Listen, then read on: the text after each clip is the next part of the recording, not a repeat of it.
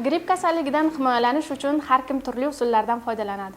Lekin kasallikka qarshi eng samarali usul vaksina hisoblanadi. Aslida ushbu vaksina qanchalik grippdan himoya qila oladi?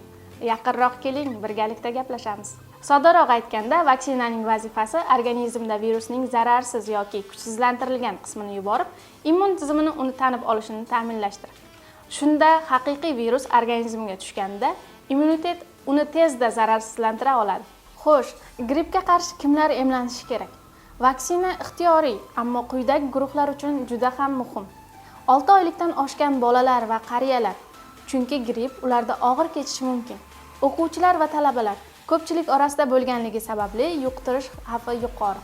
Odamlar bilan ko'p muloqotda bo'ladigan kasb egalari, tibbiyot xodimlari, o'qituvchilar, savdo xodimlari va boshqalar.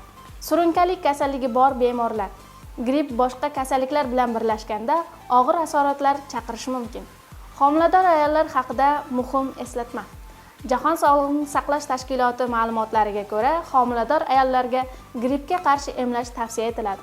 Chunki gripp homiladorlik vaqtida o'ta og'ir kechadigan kasalliklardan biridir. Vaksina homila uchun xavf tug'dirmaydi. Xo'sh, emlashdan oldin nima qilish kerak?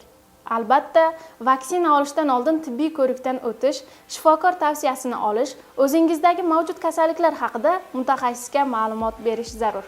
Men vaksina oldim, sizchi?